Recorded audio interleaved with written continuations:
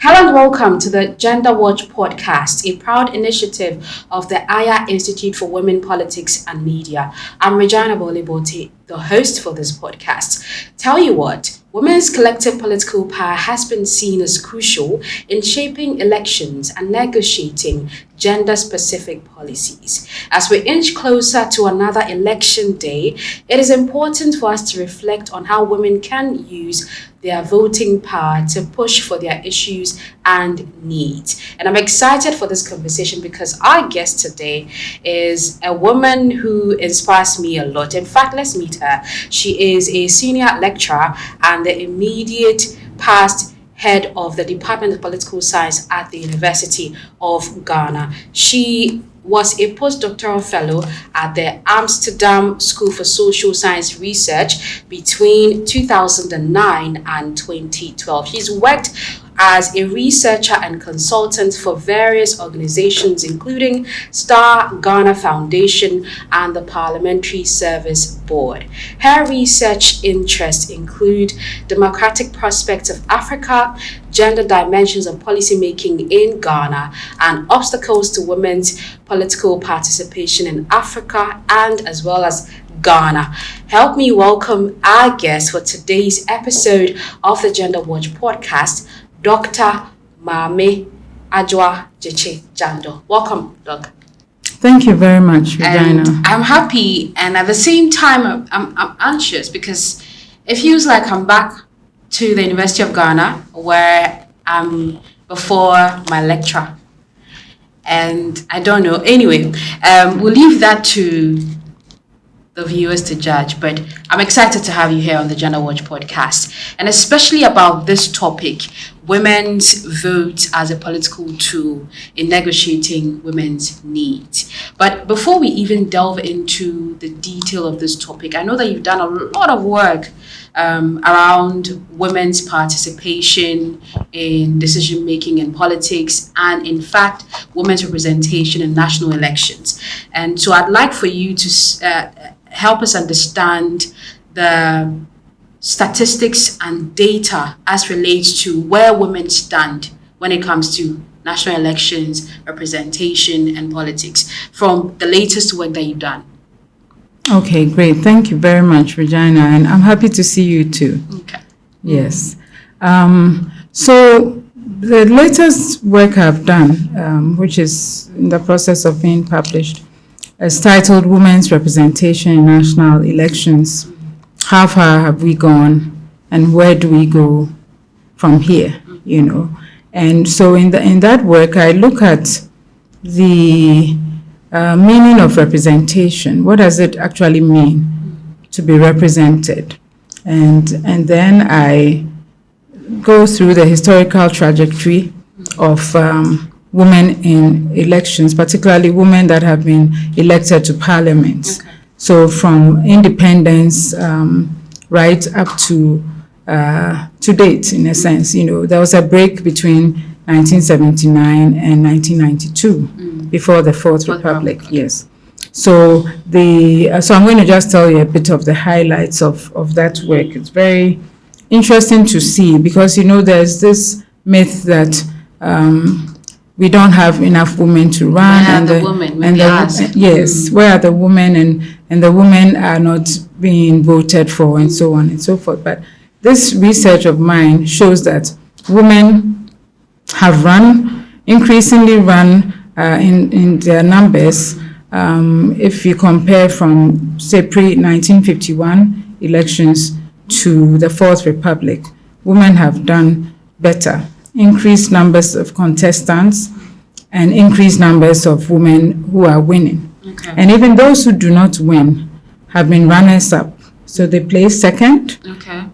And then those who didn't place second, who went runners-up, I called also-rans, Okay. you know, after Paul Nugent. Okay.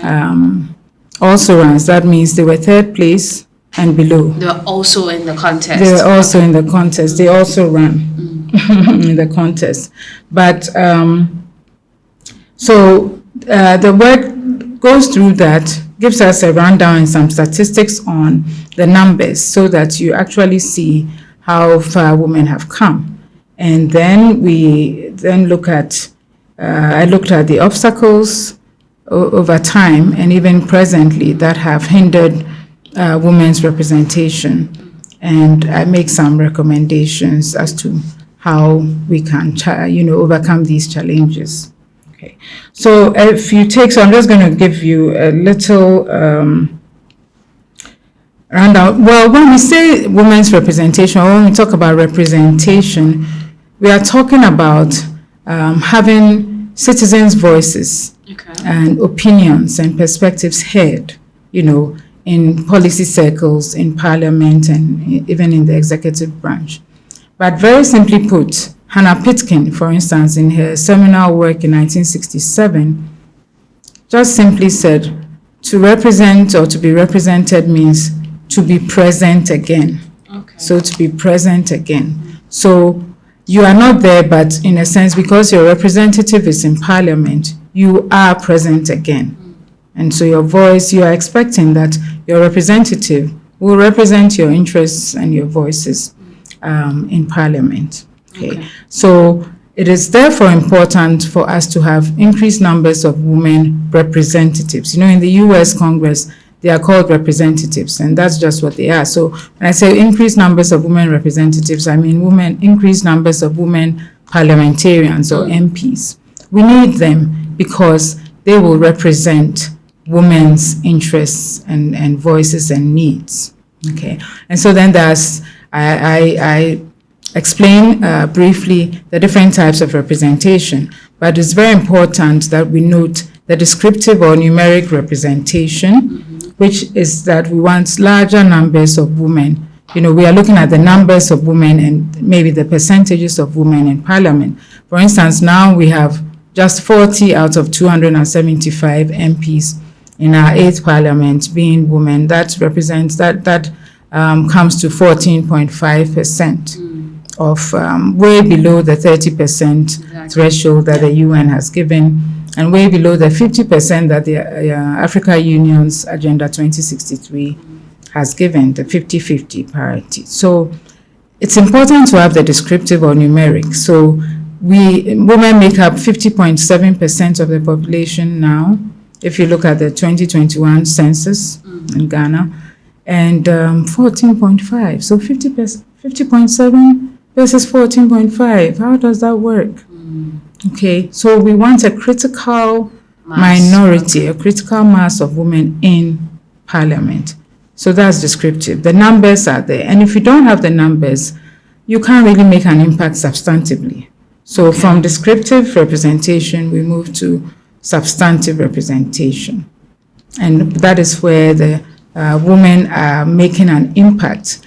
And they are only able to make an impact if there are more of them, because their votes then their numbers will also translate into votes in parliament on specific issues, on specific issues that are critical, childcare issues, healthcare issues, education issues, affirmative action issues, and so on and so forth, domestic violence and so on. So, but if you have just a token number of women, that's not going to make an impact. And therefore, it's very important. And so in this work, I detail how important it is to have a critical minority or a critical mass of women in parliament. And then it is hoped that, and I know that the substantive representation will happen. And then they also provide, become symbols or models for other younger girls. And so there we talk about symbolic representation. Okay. So people can see, women and girls can see what women can do, that there are these women in parliament, and they are also inspired to follow suit, so that they know that it is possible to also reach so high. It is possible to be decision makers in all sorts of places, including the legislature. Okay, so these are some of the things. But then in terms of the statistics, you find that in the case of Ghana, you find that, of course, even though Ghana has signed up to so many of most of the international conventions or frameworks for gender equality, such as the UN's Declaration of Human Rights, the Convention on the Elimination of Discrimination Against Women, CEDAW, the Beijing Platform for Action in 1995.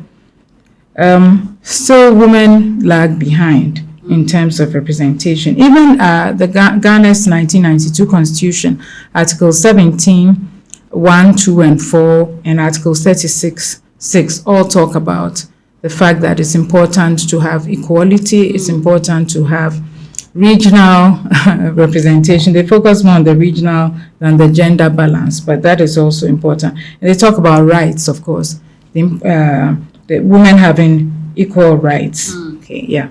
So, for instance, Article 17 to prohibit discrimination on grounds of gender, race, color, creed, or social or economic status. So, why is it that we haven't had a woman president, for instance? Okay. Till now, I mean, up till now, we still haven't. Yeah. The Okay. closest we've come. Yes. Have we even come close?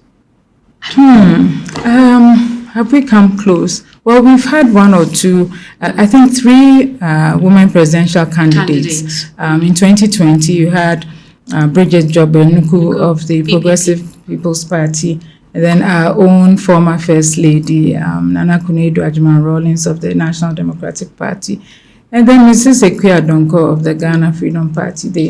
They stood, as presidential candidates, but these were all minor parties. So, now Ghana's democratic system has tended towards a 2-party system.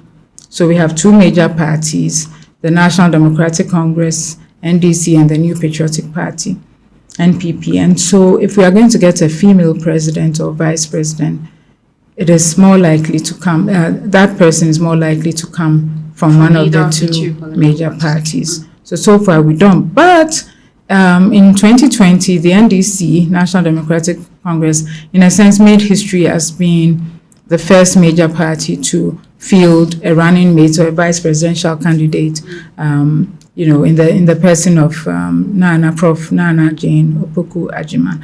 And she's being fielded again in the upcoming 2024 elections. Yeah. Okay. So in So if we look at pre-independence, independence, and then the Fourth Republic, which began from 1992, you see that in the 1951 election, there was no female contestant at all. Okay. Then in 1954, you had 3 women who contested, but only one won, in the person of Mabel Dankwa of the Convention People's Party, Nkrumah's party. She was the first ever female MP in Ghana, in pre-independence Ghana. And then in 1956, no female contestant in those elections, and therefore at independence in 1957, there was no female MP in Parliament.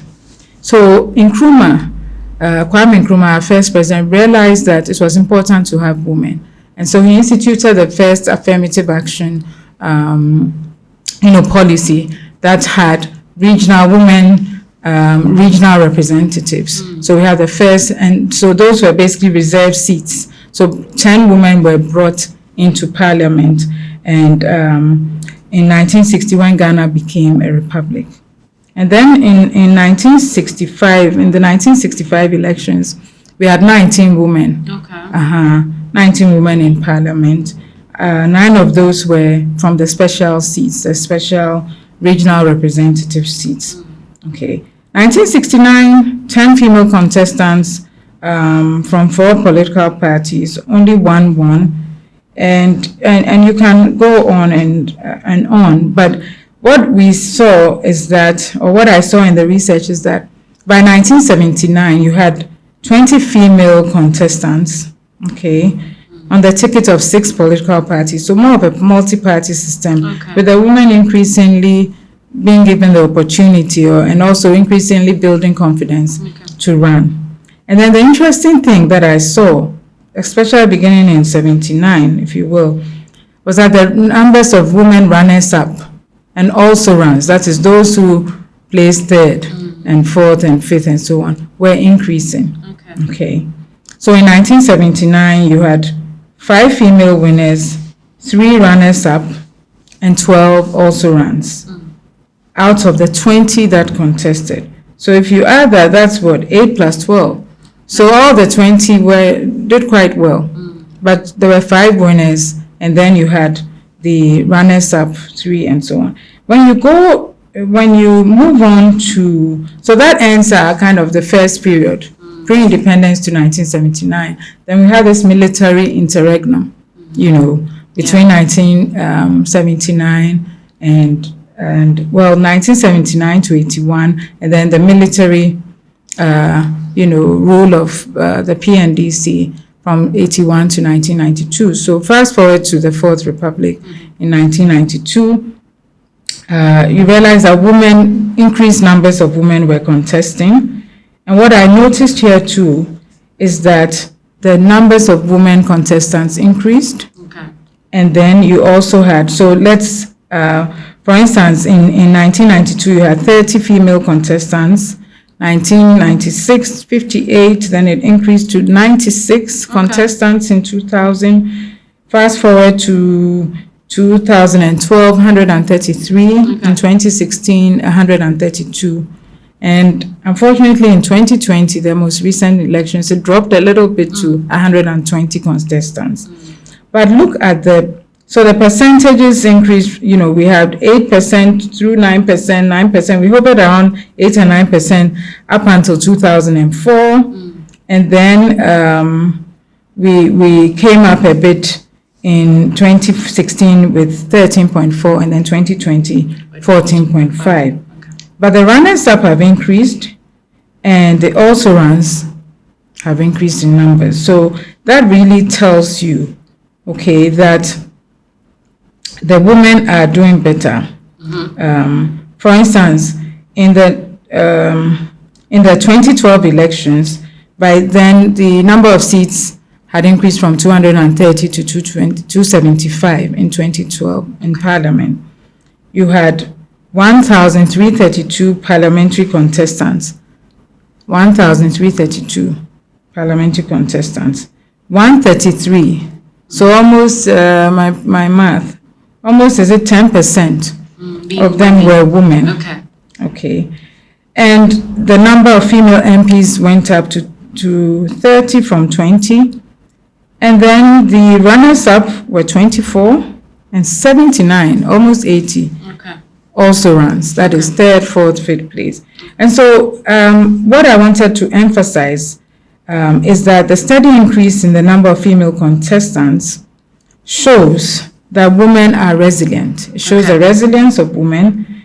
And you'll find that Frimpong, one of my colleagues, has noted in 2023 that of the 40 female MPs in the current 8th Parliament that we have, 12 are actually serving their third terms.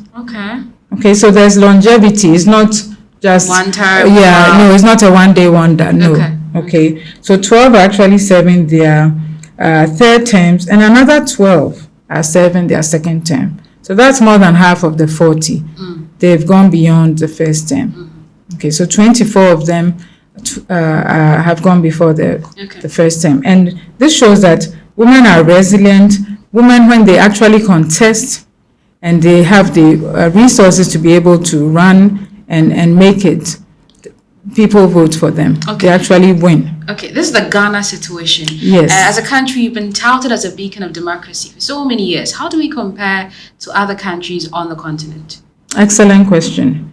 We don't compare too well at all, except for Nigeria. We are beating Nigeria. Okay.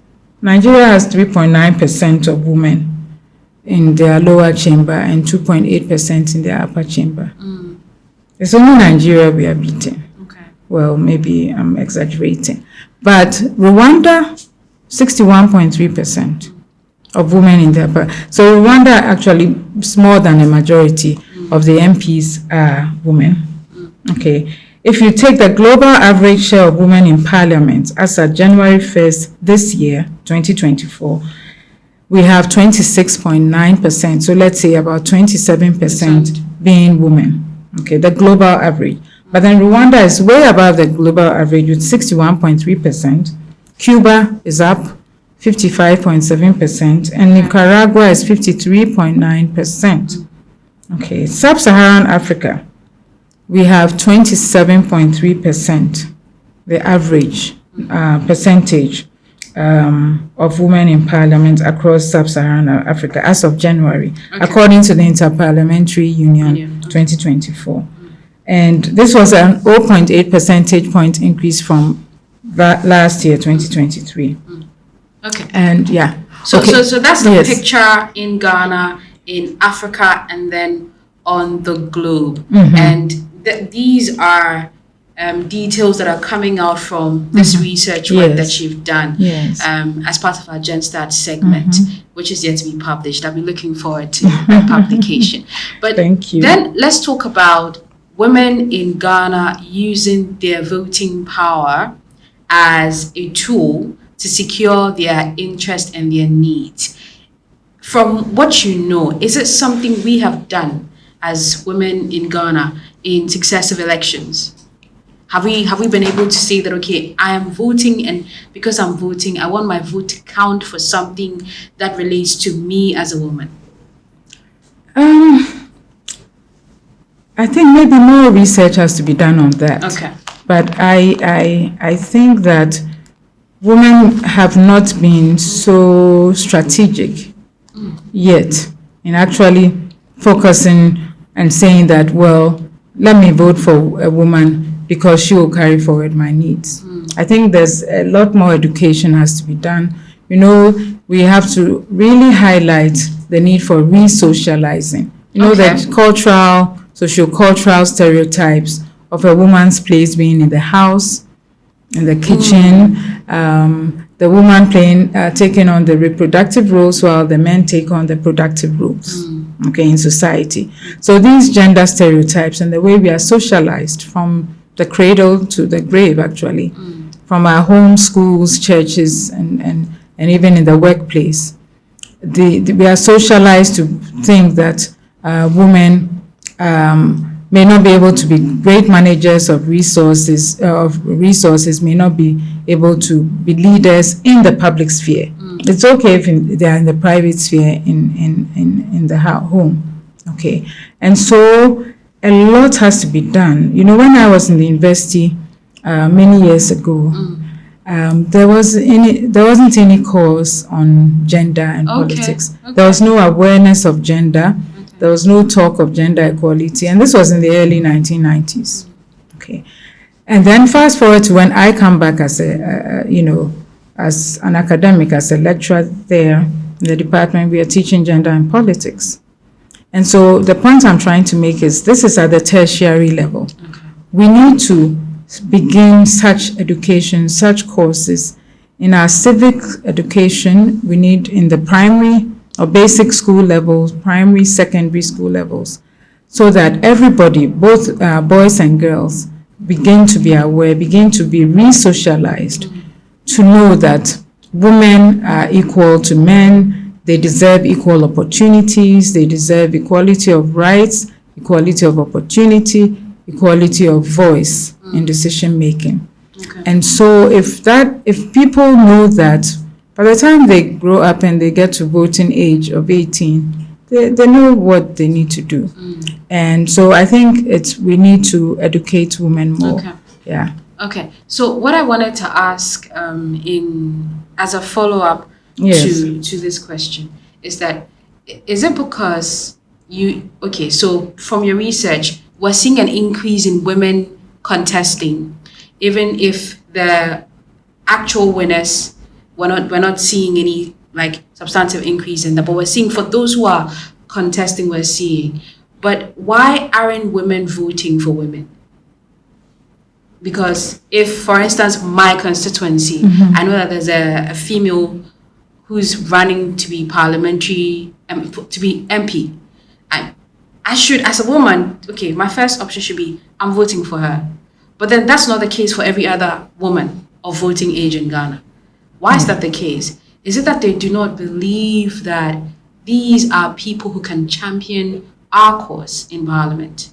Or are they not unified in terms of, because there are divisions, political parties here and there? Why can't women say, okay, fine, we are going to vote for women aspirants or candidates?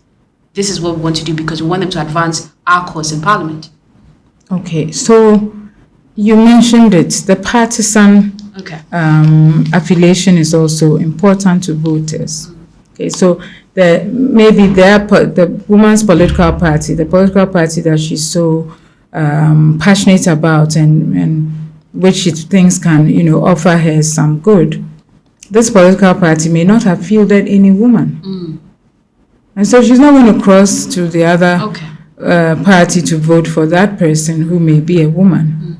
So I think it's important. So partisanship, the political party affiliation is one, variable that cross-cuts this. So women are not going to blindly vote for women, first of all. So we need increased numbers of women. The major parties and all the political, even other smaller parties, have to field more women. And so if in my constituency, there are two major parties, NDC and NPP, they both have women, that is the way to go. So I vote for the woman. And the woman that I'm voting for, I know is competent and is skilled and can do the work. Okay. And that's where I go back to this cycle of moving from descriptive to substantive and then increase descriptive. Okay. You see? So it's descriptive. Yes. Because I was going to ask which should come first. Substantive, because then they see the effect of women in Parliament. So they say, okay, they've done this, so let's vote for more women. Or descriptive, because then it means you need that number to be able to rally behind a particular cause. So the descriptive is because you need the numbers. So descriptive or numeric representation. You can't have any substantive representation, or you can't have any woman do the work in Parliament if she's not voted in the first place. So if she is not nominated, I know you have to be nominated at the primaries. You have to become a primary candidate, nominated by your party, delegates and so on, to be even able to stand for the general election and be voted in. Okay. So it's very, very important that we look at the primary level.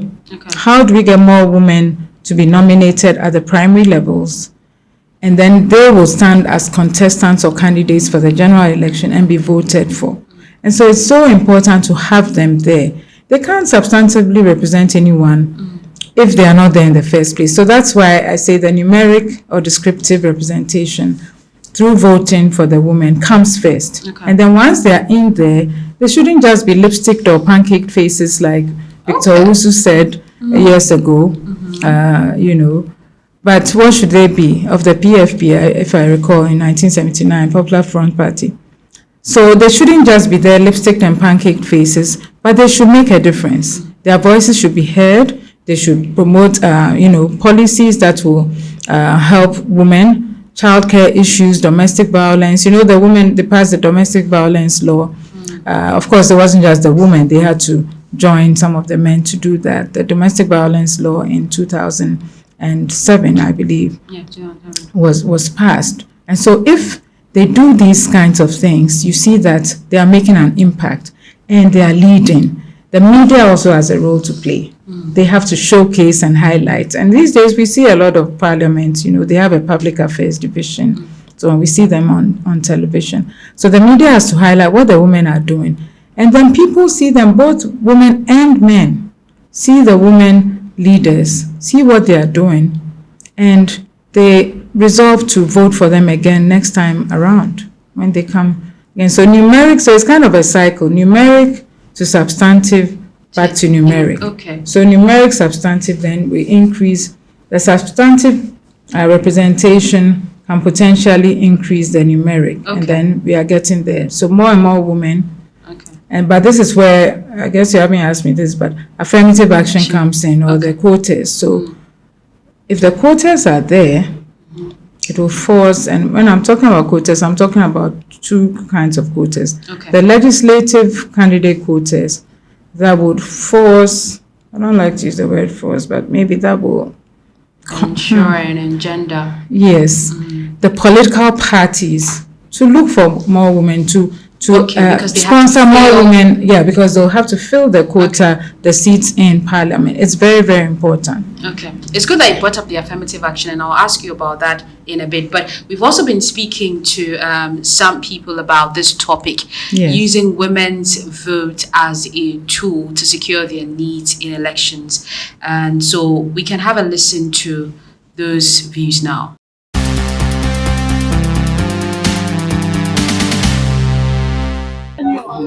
My dream say, Sansom will be saying me. And a brand see a man, a new coin say, or Baba di Bemaso. A new coin so by a di Bemaso. No, Baba, my domestic. And tell money into mamma because I am more doing you two Baba, only me, I'm more doing your Mary, only me, I'm not in boy, and tell to mamma. My Obama this member. Who show you my money in your office? Because braba, but so far, ma, maybe prefer mama, ma to mama, because man, you Yahoo didn't be a sippy, Yahoo didn't be a cofa, a beer year the abbey, and to ma to mama, and me young from ma, and to no parliament, remember the gray and the boom, be 200 and something. A marker could be a musician, mammy, a bit may be beer. Na ye how kakra me say ebi ona brefo sem bibia na ye wo bibi mine into bibia ya English so bipa ni nimade say den a obetumi bi twi aye edwuma mpo a ye say brefo enti ama oba na oni bibi kra na odi ahye no but ma ye be yiri ye huni ye be bua ye nyonko ma na ye kɔ baabi na ma ye be bi enimu a metumi say Ghana e be kɔ nanim e ma nso ye yemobo. It's a baby my money. Was it languages in any Juma to say train ya in crying a dandy and your bear say and yet but for cool money or see it in my year come Casano. It's in Emma a door so no baby remember the corner yeah man so your better hobby. This year, man, because Monday will mamma. You're bringing I see dear a man near the trauma ma about Badam and India. Bray bringing us your bar and call Badam Mayan. Say, million man more bread. And no more.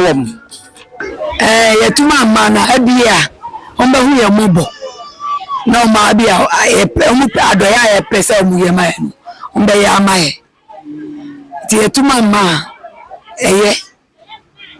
yeah the be mat me ye no oba so betimi aye oba so betimi president what you say omuntu sa omu betimi a omuntu mama sa de na try e betimi aba e bia mama aba sa nti try ma so e betimi aye a bit my ye pa me jide sanka oba akonja no so a ebeko bibia be koso because oba de onim say oh ye say at say e dey be ho nsuo ni ho light ni ho they say am fan say Jimpa side or thing bia ho na me fa ka say mo for street light and from Legon and then Legon po from Shia Shiko Madina e ho nyina street light because students nko na ego no.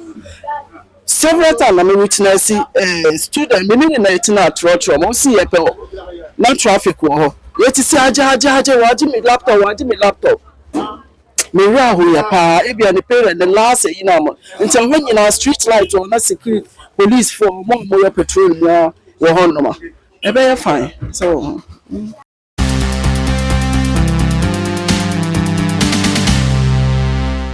Those are some diverse and interesting views there. And Dr. Adeshijando, I want to put that to you. I feel excited about the fact that I'm hearing people say, well, I would be willing to vote for a woman because of this and that. And that was the main thing we're talking about. As a woman, choosing your fellow woman to represent you in Parliament. What do you think about the views we've heard so far? Yes, I'm very excited about the views I've heard so far because they're all positive in terms of women wanting to vote and saying they'll vote for women. So the thing is, if the women are there, and they are there as contestants, they'll vote for them. They are there, but we need more. Okay. more Do women. you know what I'm saying there? Because Yes. usually when we talk about women's representation, their inclusion in policy and decision making, the refrain, the women are not there, they don't want to come up. But from your research, clearly there are women who are contesting. Not so many are winning, but then there are those who are contesting. So I think the myth that they're not there, they don't want to be in that domain. Well, it's time for us to do away with that. Yes, yes. Oh, they are there in the sense that, there are many who want to run. And there are obstacles that, they face. Well, let's talk about these obstacles. Yes. So there are obstacles that they face, and that's why you may not have as many numbers. Okay. And I believe that we have to tackle those obstacles so that we have many more women from every party. Then you don't have any choice. I mean, you don't have, how should I say, you rather have a choice. So You're not limited. You're not limited selecting. in the sense that maybe you don't want to vote for the other party's candidate. You want to vote for your party's candidate, and it's a woman. There are more women there. Okay, so the cost of politics is higher for women. Women see politics as a dirty game, where they see the whole of politics as something for males because it's a masculine kind of world, and they don't see that they fit in it. They face a lot of insults and stereotyping and assumptions that are not true, that maybe they have, received some favors or they are candidates because they have exchanged some sexual favors and so on. Some are given called names. They have to think of their families. So, and then we have the cultural stereotypes that women have to overcome. There are sometimes their own family members, fathers, brothers, and so on, do not think that they should be. And then they also have to overcome economic challenges. There's what is known as the feminization of poverty. Okay. So a lot of women seem to be below the poverty line. So basically, in short, they need help in the sense that political parties have to step up, apart from the filing fees that have been discounted 50% for, by the NDC and NPP. We need more direct political party support because the cost of politics is way higher than the filing fees alone. Okay, we need inclusive party structures. We need education and training, mentorship programs, leadership programs for women. We need to cut out the violence. A lot of women too are afraid of the violence that they may face. Yes. And then, of course, we need to strategize about providing gendered electoral financing. Okay. So we note that, so we note that women face more, problems in terms of financial resources. So let us target, gender targeted electoral financing by the political in parties. which form? So for instance, I know we have dilly-dallied with this subject of state funding of political parties for a very long time, and we haven't been able to come to conclusion because they're very controversial takes on that. Yes. But this suggestion you're making, what form should it take? So should it be that political parties themselves will set guidelines and say that for women, this is the kind of financing we're putting in place for you? Or should it be a national thing so that the state would adopt a policy that says for women, this is how we want to finance or help your campaign? In which form should this gendered financing take? Yeah, so I'm thinking about it, and it can be both. Okay. So if we have governments that have gender budgeting, they can put aside some money targeted to help women candidates and make it an incentive to political parties who are able to field or support more women to get some of this funding. But then I would say more of it, the onus should be on the political parties themselves, to bring about this kind of support. And, they can, in a sense, be nicely pushed into doing that. Okay. If we were to have a constitutional amendment that would actually set into the constitution, which is the highest law of the land, gender quotas. So if you have a constitution that says, let's have 30% minimum of women in parliament, then as a political party, you have to look for the women. And so how do you find the women? If you realize that they are lacking in finances and other forms of logistical support and so on, you help them do that. And that brings me, maybe I'm jumping ahead of myself, but the Affirmative Action Gender Equity Act that was passed in Parliament on the 30th of July this year mandates that, well, it doesn't give a mandate to the political parties. I think that is one of the... But it mandates what is it called? Private sector, businesses and public offices and so on to get women in there. It stops short when it gets to that schedule on political parties. Exactly, and that is one of the criticisms that have come in for this bill. And people saying that once you more like encourage political parties rather than mandate, it gives them the leeway to do business as usual.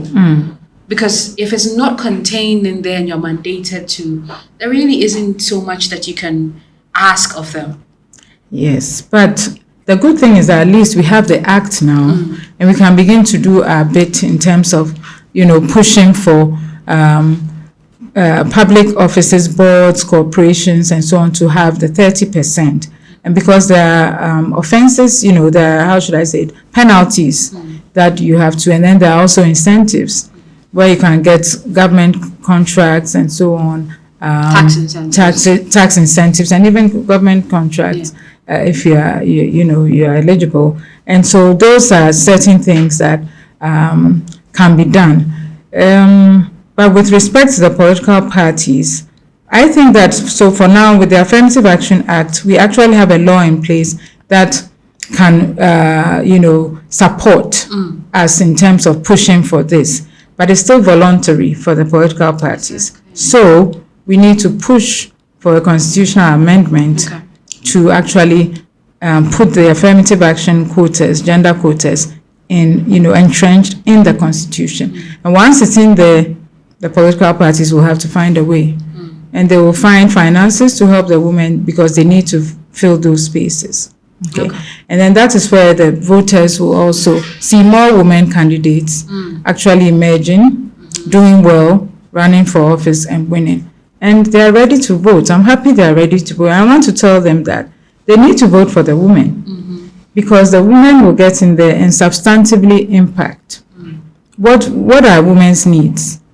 Healthcare, land rights. Women don't have...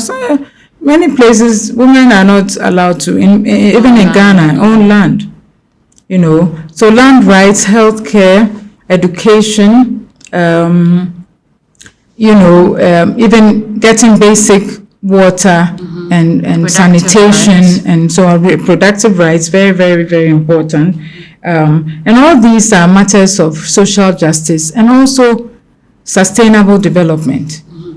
So we really need to know the women's vote. It's a very important political tool, and women have to know their power, that they have power. This will empower them. This gives them agency. In fact, the Affirmative Action Gender Equity Act gives them agency. They know that, well, we have an act that is supporting us. Let's go out there. Let's vote. Let's push for implementation in the schools, in the public sector, and the private sectors, in companies. In the boards, executive, there are schedules for the executive, legislature, judiciary, and the private sector and political parties. They are all supposed to implement this 30%. And it's quite, it's a progressive, I must say it's a progressive achievement of gender equity. I know that equity will lead to gender equality eventually. So from 2024 to 2026, we are aiming for 30% of women in positions of decision-making positions in public sector and the private sector.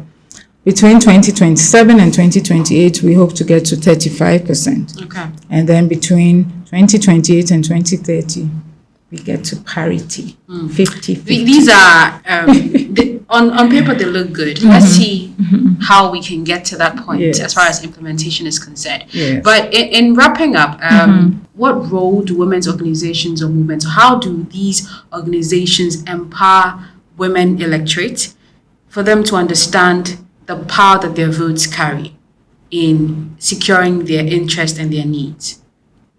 Okay, great. So, the women's networks and organizations, we have Abantu for Development, for instance, the Network for Women's Rights, WILDAF, and others that have done, African Women in Law and Development, that have done a lot of work.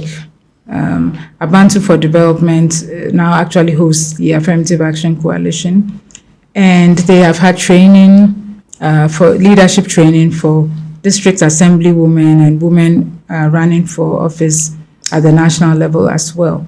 So these networks, these women's organizations have a great role to play, side by side with the media. Okay. But they have a great role to play to increase and intensify mentorship programs, okay, for the women. Confidence building programs, educative programs, leadership training programs and workshops. When I say program, I mean workshops and so on, and even programs like these. And that can be carried out even in local languages. So, of course, English is the official language, but at the local level, sometimes you can have people running for district assembly where they can speak in the local language as long as they are making sense and they have ideas. So it's very, very important that the women's networks, they come together, and the women candidates also sometimes have lacked that networking. Okay. So women's groups have to continue to advocate, and they must point out that, if pushing for gender equality is going to be very, very important for everybody, it's going to enhance the well-being and the welfare of everybody. It's going to reduce the disparities in inequality and bring about economic growth and development for the entire country. So advocacy is very, very important. A lot of women's networks and organizations have done that, but they need to do more. And I would say it's not just women's organizations, civil society organizations, as long as they understand that gender equality is what is going to make our democracy complete. Okay. It's what is going to actually make our democracy a democracy, because democracy is about inclusion. It's about participation. And then also it's going to bring about sustainable development. So any smart person and any smart government and leader will know that women can contribute to bringing to the table a lot of things, policy measures that will address the persistent inequalities we face. They make half of the population. And so how can we leave them out? So it's very, very important. I don't know. I hope I've answered your question. your final comments as we wrap up this episode on women using their voting power as a political tool in securing their needs. Okay. Well, and bearing in mind that we're going into another election. 2024. Yeah. How many days? They were counting the last 50 time or was 49 50. as we speak. Wow. So it's really close. We are really close. And I want all women to hear this. And there are lots of new voters, the 18-year-olds. My daughter is going to vote for the first time. Okay. And so I'm so excited. I've already told her, you better know how to vote. Because, so what I'll tell women is that, there are gender gaps in access to and control of resources. Okay. When I say gender gaps, so women do not have access to, they are lagging behind in access to and control of resources. They are lagging behind in economic opportunities. They are lagging behind in power and political voice. So this is your opportunity, okay, to get in there and vote for the women that stand for elections. Knowing that when you vote for them, these women will get into office. They can't do anything outside the office. And if you vote for them, more and more of them will be there to push the interests and needs of women, They'll be there to push for improved nutrition, for daycare, more daycare centers, health care, child care for women who are working. They'll be able to push for increased investments by government into epidemics, malaria, tackling malaria. You know, there's even inequality in terms of access to healthcare and so on for women. Sometimes they don't even have the agency, the power to say what they will do with their own bodies. Yeah. So these are the things that we women must remember, that when we get into the polling booth, we need to vote for the women candidates as a political tool. It's a strategy, a tool to negotiate our needs, because we know that once the women win, they get in there and they are going to push for our needs and interests. And those needs and interests will end up also being the interests of the family. Yeah. The children and the men, the entire family, and therefore the entire society will benefit. Okay. Thank you very much, Dr. Jando, for being on the Gender Watch podcast. We have thoroughly enjoyed you, and we appreciate the education we've got today. So this has been another episode of the Gender Watch podcast with me, Regina Bolte. We've been speaking to Dr. Mame Adjoa-Adjei Jando, a senior lecturer and the immediate past head of Department of Political Science at the University of Ghana. We've been talking about when push comes to shove, using women's voting power as a political tool to secure their needs. I hope you've picked a thing or two, even as you prepare to vote on December 7th. I would reiterate what she said. Vote and vote for women. Because if you vote for women, you can rest assured that your life will improve. Thank you so much.